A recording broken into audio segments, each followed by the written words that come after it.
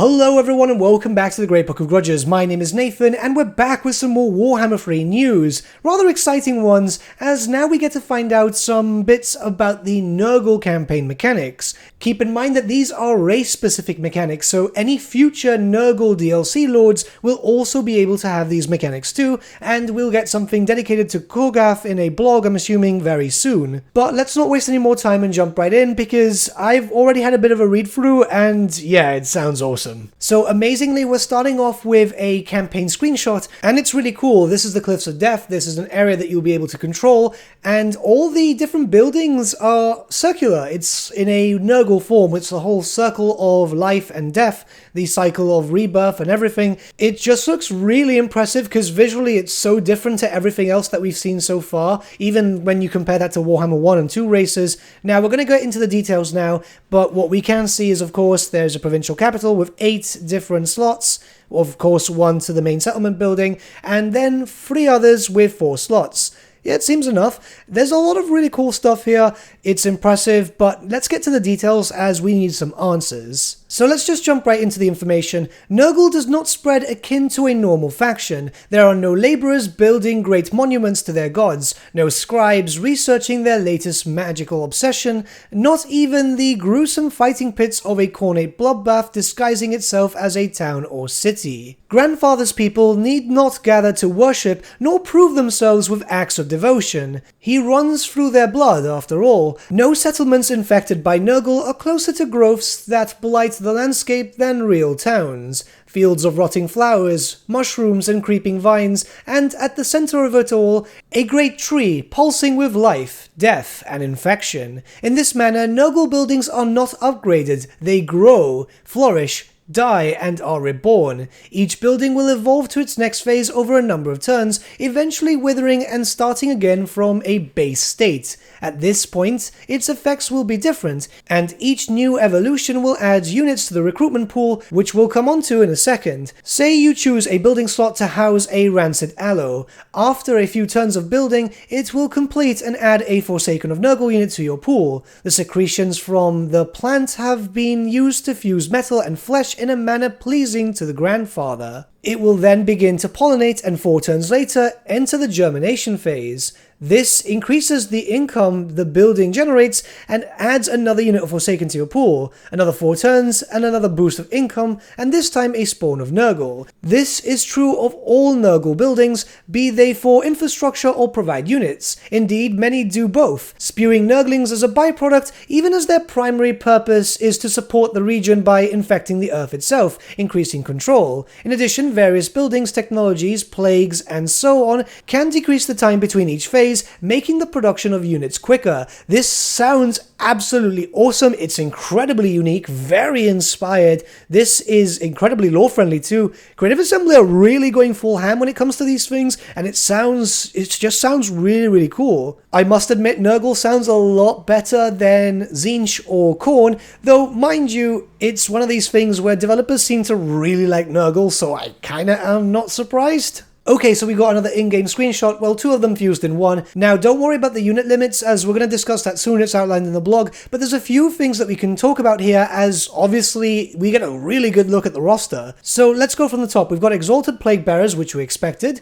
We've got Forsaken of Nurgle, that's cool, Beasts of Nurgle, Nurglings, and then when we start going on to the grayed out ones, this is an important one. So that's a Soul Grinder, but it's a Soul Grinder of Nurgle, and what we can see there is it looks like a chonky boy, so we're going to get a different model for it. It's going to be great. That means that we're going to get a nice fat Soul Grinder, which everyone kind of expected, especially since there's a little bit of a difference between that of the Tzeentchian and the Cornate one, but this is a drastic change, as obviously it needs to be a bit thicker, you know? Now, we've got 2 Rotflies there, which is cool. I'm assuming one's melee and the other one must be with the Plague Bombs, which is the 2 different options you had from that of the tabletop, so that's actually great. Then we've got a Plague Toad unit there with a mounted unit. We also know that there's one unmounted too. That's the one that's kind of half out grade there. But if we go down to the middle, of course, we've got Korgath. We've got the Herald, of course. We were expecting a Herald. We've got the Cultist of Nurgle. I'm not sure if they're going to go for a different name, but I'm assuming, because everything else has been Cultist, hasn't it? He looks like he could have seen better days, but then again it does fit on the theme, and it's pretty grim, so it's cool. Then we've got more Exalted Plague Bearers, we've got obviously some Beasts of Nurgle. These were so cool on the tabletop that I really can't wait to play as them. We've got some unmounted Plague Toads, and obviously a mounted variant too, some more Rotflies, some Chaos Spawn of Nurgle, which we were kind of expecting, and then obviously the unmounted version of the Rotflies. So yeah, this is quite a lot. I'm assuming that we'll have the standard Plague Bearers and maybe something else, maybe, oh yeah, Chaos Furies, and who knows what else, but that's pretty much the whole roster, isn't it? I mean, that's what expected, at least, because it kind of evens out. Either way, this is still pretty big hype. Maybe some Chaos Warriors would be nice, though I do understand that some people would probably get pissed off because probably recolor, though Chaos Warriors in green with great weapons would be nice just because they were used a lot on the tabletop. Chaos Knights would be cool too because Rot Knights, but then again, those were just literally recolored and put in a different base. Either way, let's not get ahead of ourselves and continue reading on with the blog. So this is the information regarding recruitment. On that topic, Nurgle does not recruit units in the standard way. Rather than waiting several turns for a regiment to become ready to fight, groups of demons are summoned directly to an army raring to go. Units hired this way do not start at full strength, replenishing over time, another thing that can be buffed by various Nurgle-ish skills and technologies. They can also be recruited in any neutral or friendly territory from a global pool, pulled from the realms of chaos to help in a fight. There are caps on how many of each unit can be in the global pool, but as soon as you approach the late game, you're going to be able to fill and refill armies at an alarming rate. As you can imagine, this completely changes basically everything about how you build armies, make war, plan routes, and your priorities for settlements. You will have a lot of resources to spend, as you don't need to regularly upgrade buildings, but each new settlement will cost more to get some basic stuff going. Once your stockpile is gone, refilling it takes more time, but it can happen extremely quickly once you have a large number of settlements. All this is only half of the equation. Okay, so before anything, this sounds interesting. The fact is, Nurgle only being able to do this is going to be curious. It's obviously going to be a very different style of play, and I really want to play, to be honest. This sounds really fun because it could be very different. Like, say for example, you have an army in another location, it's in a neutral zone, and you can just get it up to 20 stack instantly, just waiting for a few turns for it to regenerate. But then with skills and technologies, you can make this even faster. This is going to be quite good. Like, if you can get a nice stockpile of troops, should you ever get to the point that you're going to start getting invaded from one location which perhaps you might not have defended too well, you should be able to get an army up and running quite quick. Though I do wonder how this limit is affected and what this means for potential doom stacking, because I know a lot of people like that. It's not my thing, but it's still a question that needs an answer. Okay, so there's a lot of details revolving around this, but before anything, let's just bask in the glory of this amazing looking screenshot. I mean, we can make plagues. This is going to be so fun. Obviously, this is based on Grom's Cauldron and so on, but like, yeah, this is something we've all wanted. And look, we can get cool effects there too. All units will suffer attrition, extra infections, which we're going to have to check. It's a new resource, it seems. And it can summon a plague cultist. This is cool. Does this mean it's a hero or one of these kind of different things? There's infect selection. This just looks absolutely incredible, and we're just going to jump into the text now so we can get some proper information about this, because damn. Alright, so let's just jump into the details here. Central to Nurgle's campaign mechanics, and indeed his lore, purpose, and very existence, is the creation and spread of new plagues. His forces, their settlements, and lords are locuses of rot, spinning webs of flesh and disease that destroy and rebuild everything around them. Grandfather Nurgle and his many followers believe, without a shadow of a doubt, that they are bestowing glorious gifts upon the world, that their enemies will be happier and more beautiful with new life bubbling across their skin. You as the player get to create all that and let it pass through your own armies, enemies and settlements on both sides. This sounds awesome. The work begins in the Plague Cauldron, a new special screen only accessible to Nurgle players. Here, various plagues can be concocted out of the bases and symptoms you have unlocked. The broad rules are that the negative effects will be applied to infected enemy settlements and armies, while the positive ones will hit your own towns and forces. All plagues give additional infections, explained in a moment, and Nurgle corruption every time they spread to a new target, with one exception. Here are the 5 starter plagues. Pox decreases cycle time for friendly buildings, increases growth for friendly settlements. Bubos reduces casualty replenishment rates and increases attrition while under siege within enemy settlements. Ague applies attrition to enemy armies and reduces their campaign movement range. Rot, instead of giving infections wherever it is spread, adds a unit of Nurglings to your recruitment pool. And finally, Palsy reduces melee attack of enemy armies. They all sound really cool, and these are the starter plagues, so god yeah, this is going to be a lot of stuff. Let's not delay, however. A plague consists of one of those bases and then up to 2 additional symptoms. Distributing it to the world can be done in 2 ways, directly or via Plague Cultist. Doing it directly can only be done on friendly settlements and armies, but at a significantly reduced cost of infections. Infections are gathered from spreading plagues, post-battle events, dilemmas, and so on. Each additional symptom on a plague increases the cost by a certain amount. Okay, this all makes sense so far. Plague Cultists are a new hero unit that exists solely to spread the plague to neutral or enemy settlements or armies. Okay, so we'll likely have a Cultist of Nurgle and a Plague Cultist too. This sounds cool. They cost significantly more to create, but there is no stopping their infection once they reach their target. Spreading the plague destroys the cultist, and only one plague may be infecting one particular thing at a time, be it cultist, army, or settlement. Naturally, friendly AI factions won't be delighted if you start spreading plagues throughout their territory. Well, yeah, I can imagine. Once a plague is in the world, it has a chance to spread between settlements and armies that are in close proximity. Battles between armies will always spread the plague from one to the other. Spreading plagues with particular bases is how you unlock new symptoms, as well as through technologies. The chance for plagues to spread and how many turns they last is all improvable via various means. The intent is that any time you will have a variety of plagues spreading through the world, often far beyond your control or means, they may loop back to your own settlements and armies at surprising times, or be spreading through an entire enemy empire without you necessarily meaning it to. Finally, once you have unlocked various symptoms, there are recipes. These are particularly powerful plagues such as Nurgle's Rot and the Black Plague that come with additional benefits to duration and chance to spread. Right, if the word plague hasn't lost all meaning to you due to overuse, let's continue. Actually, we're not going to because we need to discuss a few things. First off, this sounds incredibly amazing. Like, it sounds so fun. It's going to be a bit weird. How does this work if multiple Nurgle armies are doing this? I'm imagining that the AI might not be able to do this unless Legendary Lord gets added in the future with DLC. It's a bit strange.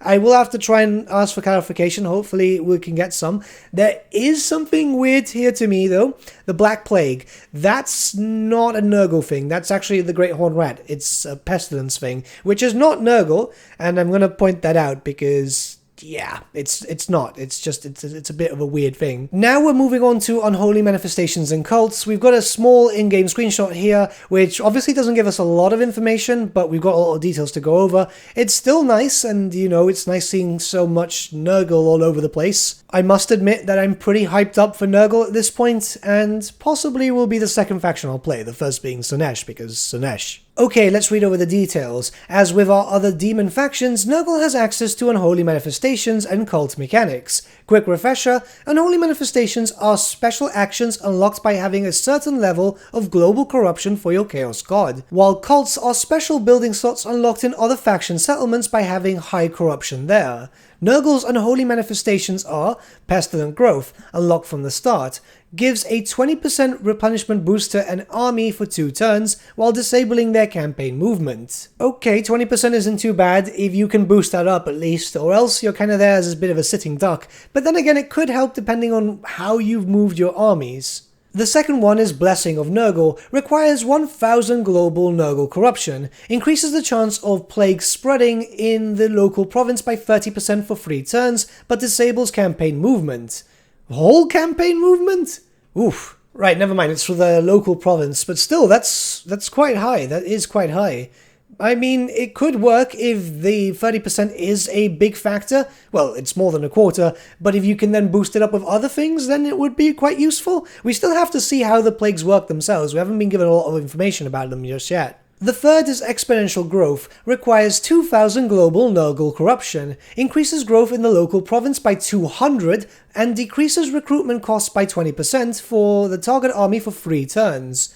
This is pretty good, I like that. And lastly, Nurgle's Visitation requires 3,000 global Nurgle corruption. After 3 turns, gives a random plague to every army and settlement in the same province as target army, disables campaign movement for the army while it charges.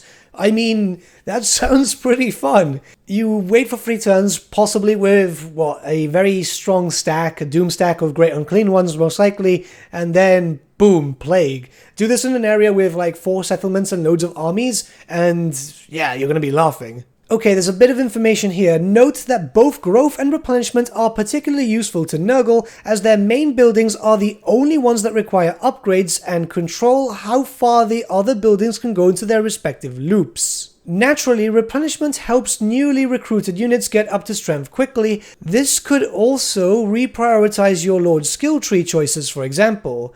Oh, okay. This is going to be cool. This is going to be really, really cool. I like the idea of this. I just really want to see more. Honestly, I just want to play at this point, but yeah, I think everyone watching this video is the same way. Also, all these manifestations are improved if Nurgle is an ascendancy in the Great Game. Ascendancy is weighted based on the number of settlements, armies, and amount of favor gathered by all factions dedicated to that god. It can still switch between any of the 4 when it changes, but the better you and your godly allies are doing, the more likely you are to be an ascendancy. This is something I made a video about ages ago. I was wondering about ascendancy. Oh yeah, that sounds great. I'm actually really, really happy about that, because it's such an important plot point, like in Warhammer Fantasy, well, in like every Warhammer setting. So it's great that we're getting that like this. I'm really pleased with that. That's super cool. Let's move on though, because we still need to talk about the plague cults.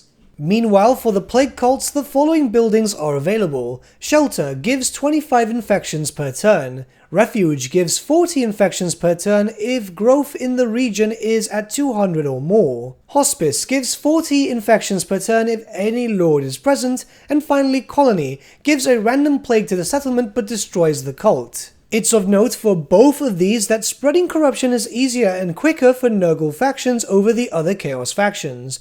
Plagues naturally spread corruption and can be upgraded to spread more, and various characters and buildings have big boosts to spreading them as well. This means quicker manifestations, unlocks, and more cults globally.